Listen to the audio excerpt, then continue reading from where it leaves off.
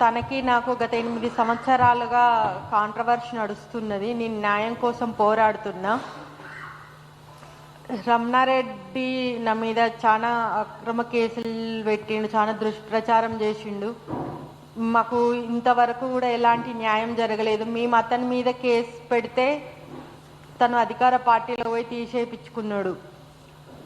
మమ్మల్ని అక్కడ హన్మకొండలో ఉండకుండా చేయాలని చూసినా కూడా నేను అక్కడనే ఉన్న. పోలీసు వాళ్ళు నన్ను ఇక్కడ వెళ్ళిపోమ్మా, నీకు థ్రెడ్ ఉన్నది, నువ్వు పులిబోన్లో ఉన్నావు, ఇక్కడంతా ఆయన హ్యాండ్ వారే అని చెప్పారు. లేదు సార్, నేను ఏ తప్పు చేయలేదు. తప్పు చేసిన వాళ్ళు పారిపోయి దూరంగా దాక్కొని బతుకుతారు, నేనెందుకు పారిపోవాలి సార్? నా నిజాయితీ ఎందుకు ఇక్కడనే ప్రూవ్ కాలేదు. నేను ఇక్కడే బతుకుతా, ఇక్కడనే మట్టిలో కలిసిపోతా అని నేను అక్కడే ఉన్నాను. నా ఫోన్ మొబైల్స్ ట్రేస్ చేసిర్రు, నా కాల్ లిస్ట్ తీసిర్రు, అన్ని రకాలుగా చేసి వాళ్ళకే అసలు వచ్చి ఈమె ఇక తప్పు చెయ్యదు, ఈమెకు ఎంత చూసి మన ఎంటికలు తెల్లబడుతున్నాయి కానీ ఈమె తప్పు చేయట్లేదని వాళ్ళు సైలెంట్ అయిపోయారు. నా మీద పెట్టిన కేసులకి నేను తిరగలే. నేను ఏ తప్పు చేయకుండా, నాకు ఎవరో కూడా తెలియకుండా అక్రమ కేసులు పెట్టి 10ల సంఖ్యలో కేసులు పెట్టి నన్ను కోర్టు చుట్టూ తిప్పుతున్నారు. రమణారెడ్డిని నేను ఒకటే అడుగుతున్నా, ప్రభుత్వాన్ని ఒకటే అడుగుతున్నా, నాకు న్యాయం కావాలి. నేను ఏ తప్పు చేయలేదు. రమణారెడ్డి ఏదన్నా అడిగితే నా గౌరవ మర్యాదలు భంగం కలిగింది అంటున్నాడు. నేను ఇంకా వాళ్ళ పేరు మీద బ్రతుకుతూ నిప్పు లెక్క బ్రతుకుతున్నా. కొంతమంది భర్త ఉన్నా తప్పు చేస్తారు, కానీ నేను అలా కాకుండా నేను నిజాయితీగా నిప్పు లెక్క ఆన్నే బ్రతుకుతున్నా, పారిపోకుండా. ఒక రకంగా నేను రమణారెడ్డి గౌరవ మర్యాదలు కాపాడుతున్నా. వాళ్ళకి సంబంధించిన అమ్మాయినే ఉండి నేను నిప్పులెక్క బతుకుంటూ వాళ్ళ గౌరవ మర్యాదలు కాపాడుతున్నా. నన్ను ఇంతవరకు నాకు ఎలాంటి న్యాయం జరగలేదు. కాంగ్రెస్ ప్రభుత్వం అధికారంలోకి వచ్చినాక న్యాయం చేస్తామని అన్నారు. మీ ప్రభుత్వాన్ని, కాంగ్రెస్ పార్టీ సంబంధికుల్ని అడిగితే మీరు అధికారంలోకి వచ్చినాక న్యాయం చేస్తారు కదా అన్నారు కదా, వేరే వాళ్ళతో అడిగిస్తే నీకు రమణారెడ్డి విషయం, ఆమె ఎప్పుడు రమణారెడ్డి ఈమెకు పని పెట్టిస్తే అదే పని చేసుకుంటుంటది. రమణారెడ్డి మీద పోరాటంలో అట్లనే ఉండాలని చెప్పేసి కనీసం అతని పడని వాళ్ళు కొంత ఇష్యూ పరిష్కారం కానివ్వట్లేరు. నేను చెప్పదలుచుకున్నది ఒకటే, నేను రమణారెడ్డి దగ్గర ఎలాంటి మనీ తీసుకోలేదు. ముఖ్యంగా అందరూతో వాళ్ళు మనీ ఇచ్చినానని చెప్తున్నారంట. రమణారెడ్డికి నాకు కాంట్రవర్సీ అయినాక నేను అతనితోని కలిసి, అతను నాతో కలిసి మాట్లాడింది లేదు. అది అంత అబద్ధం ఉంటుంది. ఇప్పుడు మెయిన్ మీడియా ముందుకు రావడానికి మూడు కారణాలు ఉన్నాయి. ఒకటి, నేను రమణారెడ్డి దగ్గర అతనికి నాకు కాంట్రవర్సీ లొల్లైనాక నేను ఎప్పుడు అతన్ని కలవలేదు, నేను డబ్బులు ఎప్పుడు తీసుకోలేదు, అది అబద్ధం జరిగింది. రెండవది, నేను నిప్పు లెక్క అదే ఏరియాలో ఏ తప్పు చేయకుండా నిప్పు లెక్క అదే ఏరియాలో గత 8 సంవత్సరాలుగా ఆయన అడ్డాలోనే బ్రతుకుతున్నా. ఈ దేశానికి తప్పు చేసేదాన్ని ఎక్కడ పారిపోయి బతుకుతున్నా, తప్పు చేయలేదు, అక్కడే బతుకున్నా. నిజాయితీ ప్రూవ్ చేసుకోవాలని నేను అక్కడే బతుకుతున్నా. ముఖ్యమంత్రి అయినాకనే అందరూ. రెండవది, నా మీద అక్రమ కేసులు పెట్టారు. ఆ కేసులు వాళ్ళ బ్రదర్ భూపాల్ రెడ్డి దాడి చేసిన కారణంగా బాగా హెల్త్ ఇష్యూస్ వస్తున్నాయి. మేము ఏ తప్పు చేయకుండా కోట్ల చుట్టూ తిరుగుతున్నాం. ఇంతవరకు అవి 10ల సంఖ్యలో కేసులుండి ఇంతవరకు మాకు ఏ న్యాయం జరగలేదు. మేము అతని మీద కేసు పెట్టి అధికార పార్టీలో పోయి తీసేపించుకున్నాం. ఇంతవరకు మాకు న్యాయం అనేది జరగలేదు. కనీసం ఇప్పుడైనా మాకు న్యాయం జరగాలని కోరుకుంటున్నాం. 1969లోనే 350 మంది చనిపోయారు.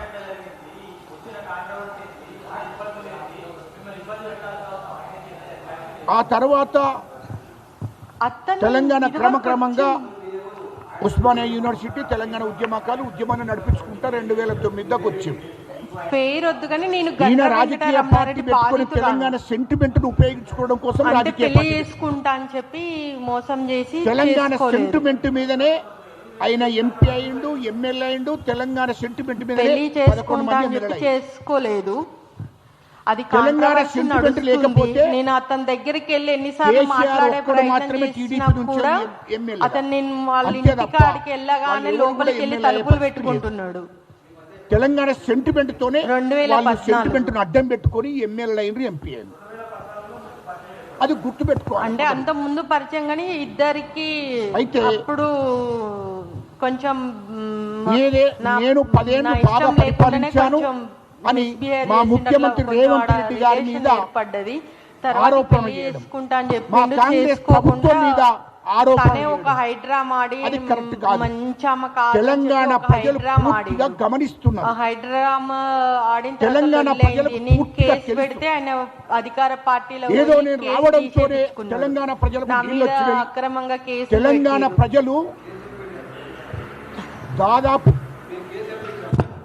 గండ్ర ఈ వెంకటరమణారెడ్డి 75 అతని 78 అనుచరులతోని సంవత్సరాలకు 10ల అంతకన్నా సంఖ్యలో ముందు కేసులు పెట్టించారు. 100 సంవత్సరాల నుంచి తెలంగాణ ప్రజలు 2018లో తెలంగాణలో అనేక పంటలు పండించుకున్నారు. 2018లో పెడితే వర్షాలు, వరదలు, 2019లో చెరువులు, అధికార పార్టీలకు కుంటలు, వెళ్ళి నేను పెట్టిన కేసు ఇందిరాగాంధీ అమ్మ తీసేసుకున్నాడు. నేను ఇప్పుడు SRS దినాలు. నేను ఇప్పుడు ఆ చెప్పదలుచుకున్నది నీళ్లు ఏమిటంటే రావడంతోని నేను వడ్లు పండించారు, రమణారెడ్డికి నాకు మిర్చి పండించారు, కాంట్రవర్సీ పసుపు జరిగిన పండించారు. తర్వాత ఇష్యూ రోడ్డు అనేక ఎక్కినాక పంటలు, ఆయన నన్ను ఎప్పుడు కలవలేదు. రకరకాలుగా నేను అతన్ని పంటలు కలవడానికి తెలంగాణ ప్రయత్నం రైతాంగం చేస్తే పండించుకున్నది. నేను అది వచ్చింది చూసి గుర్తుపెట్టుకోవాలి. లోపలికి వెళ్ళి తలుపులు పెట్టుకుంటా అండి. ఇప్పుడు ఈ రోజు అట్లనే కొనుక్కుంటున్నారు. చేస్తున్నారు. కానీ లేకపోతే వాళ్ళ ఆ రోజు అనుచరులతో దాడి చేపించే ప్రయత్నము, పోలీసు వాళ్ళని వర్షం పిలవడం, నింబోతే. వర్షం మూలంగా అదే చెరువులు ఇప్పుడు నిండాయి, కుంటలు నిండాయి, కాంగ్రెస్ పార్టీ ప్రాజెక్టులు అధికారంలోకి నిండాయి. వచ్చినాక కూడా అదే ప్రాసెస్ జరుగుతుంది.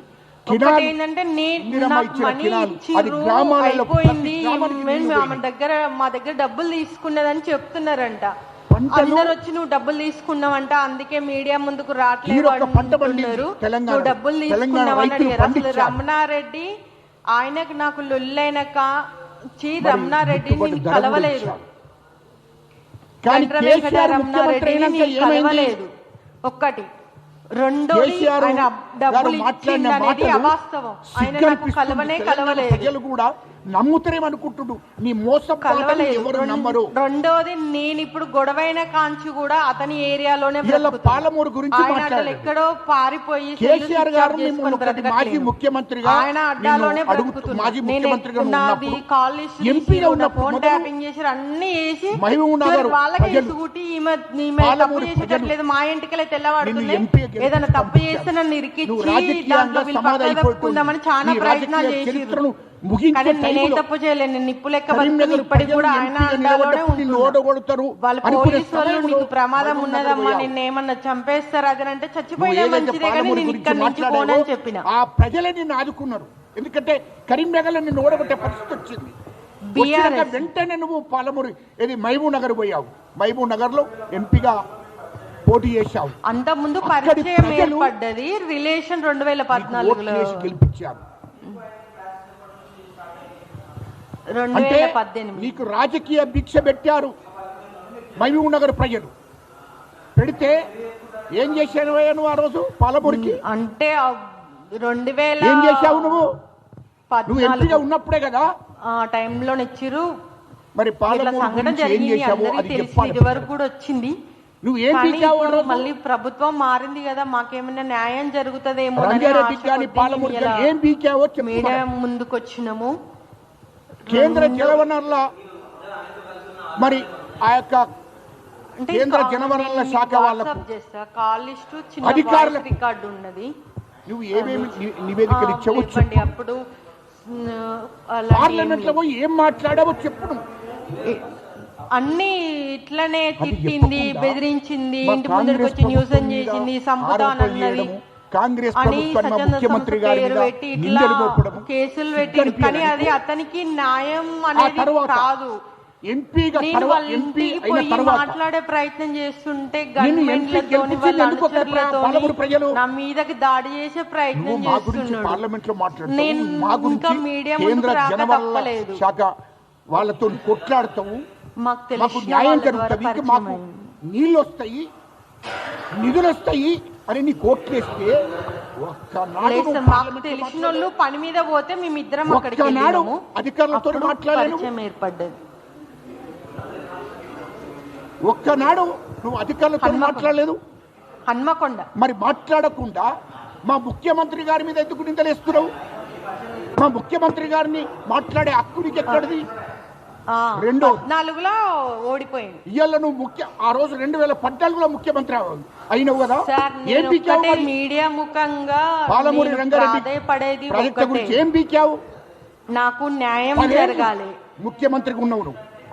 హరీష్ రావు నా అనేటోడు మీద నీటిపారుదల అక్రమంగా శాఖ కేసులు మంత్రిగా ఉన్నాడు. పెట్టిండ్రు. ఏం బిక్కిర్రా మీరు? మరి నేనే మా తప్పు వాళ్ళు ఏం చేయకుండా బిక్కారు? నా మీద అక్రమంగా కేసులు పెట్టి ఎందుకు వేయలేదు మీరు? రెండవది నా పైన దుష్ప్రచారం చేస్తున్నాడు. ఇయ్యాలో కొద్ది రోజులు గోదావరి చేసిండు. నేను గోదావరి అక్కడ గురించి ఎక్కడికి మాట్లాడుతున్నావు. వెళ్ళిపోకుండా కృష్ణా అక్కడనే నది ఉండి నీళ్ళ గురించి తప్పు చేసి ఆయన మాట్లాడుతున్నావు. హ్యాండ్ వరే శ్రీశైలం నీళ్ళ గురించి మాట్లాడుతున్నావు. హాస్టల్స్ నువ్వు కూడా ముఖ్యమంత్రిగా మొత్తం ఉండి ఆయన హ్యాండ్వేర్ నువ్వేం చేసావో అయినా నేను తెలంగాణ అన్నే ప్రజలు ఉండ మర్చిపోయిండ్రా? నేను వెళ్ళలేదు గోదావరి చంపుతారని నీళ్ళు చెప్పినా ఎప్పుడు కూడా తీసుకుపోయిండ్రు? చస్తే చేస్తా తప్పు చేసిన దాని లెక్క పారిపోయేదానికంటే వాళ్ళ చేతిలో చావడమే కృష్ణా నీళ్ళు నేను ఎప్పుడు వెళ్ళడానికి తీసుకుపోయిండ్రు? అక్కడే ఉంటున్నాను. నేను వాళ్ళ కృష్ణా నది గౌరవ నీళ్ళు మర్యాదలకు ఎప్పుడు ఎప్పుడు భంగం తీసుకుపోయిండ్రు? కలిగించలేదు. ముఖ్యమంత్రి ఇంకా అయినా. వాళ్ళు నన్ను రోడ్డు మీద వదిలేస్తే నేను ఇంకా నిప్పు లెక్క బతుకుతూ శ్రీశైలం నేను నీళ్ళు ఒక రకంగా ఆయన గౌరవ ఎప్పుడు మర్యాదలు తీసుకున్నారు? కాపాడుతున్నా.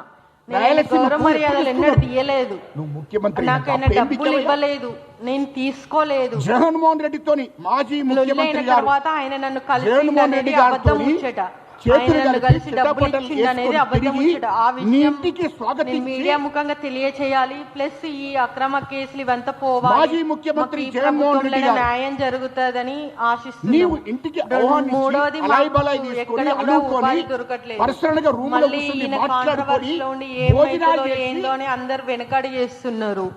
మొన్న ఆ నీవు మధ్యలో గోదావరి అతని నీళ్లను మీద వచ్చిన కొన్ని వదిలేశావు. హత్య ఆరోపణలు కూడా కృష్ణా మాకు నీళ్లను ఇబ్బంది వదిలేశావు. కలిగిస్తున్నాయి.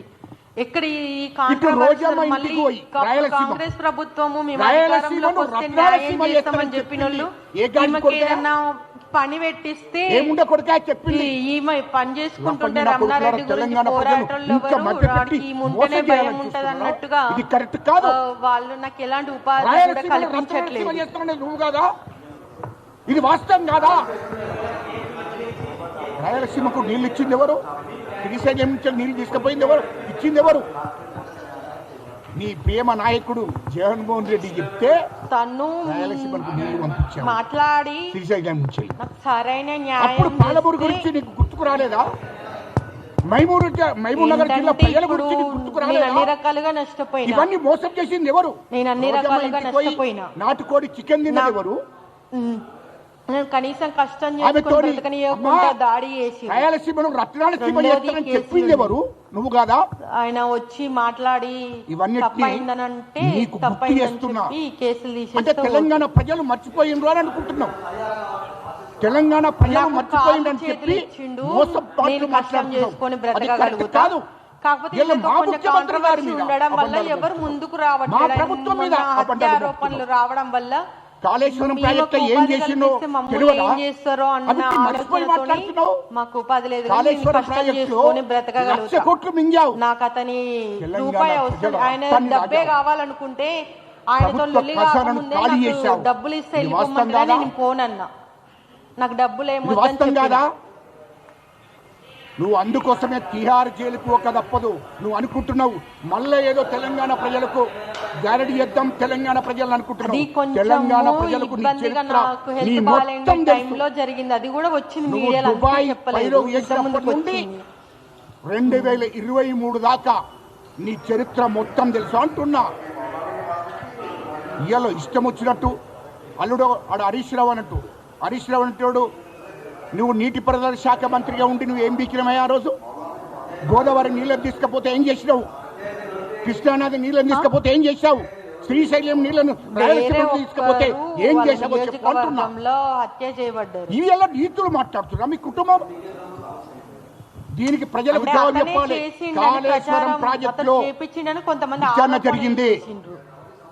ఇలా కేంద్ర ప్రభుత్వానికి సిబిఐకి అది నేను పంపించడం చెప్పేది జరిగింది వినండి రాష్ట్ర సార్. ప్రభుత్వము. అది అతన్ని విచారణ జరుగుతుంది. చంపించిండని అతని మీద 1,00,000 ఆరోపణలు కోట్లు వచ్చినాయి. మింగావు. వచ్చినప్పుడు నేను కూడా అతనితో కాంట్రాక్ట్ రాష్ట్రాన్ని కదా, ఖాళీ ముందుకు వచ్చి చేసిపోయావు. మాకే ఉపాధి రాష్ట్ర చేశారు. అది నేను ఖజానాను ఖాళీ చెప్పదలిచింది. చేశావు. ఇది వాస్తవం దానికి కాదా? అది నా హైదరాబాద్ ఉద్దేశం చుట్టూ అది. 30,000 ఎకరాల భూములను కేసీఆర్ ని బినామీ పేర్ల మీద పెట్టుకున్నావు. కేటీఆర్ బినామీ పేరు, హరీష్ రావు బినామీ పేరు మీద, సంతోష్ రావు బినామీ పేరు మీద. ఈ భూములను ఎక్కడి నుండి వచ్చాయి నీకు? నీ ఫామ్ హౌస్ ఉన్నావు కదా, ఇది ప్రజలకు చెప్పు, మాకు కాదు.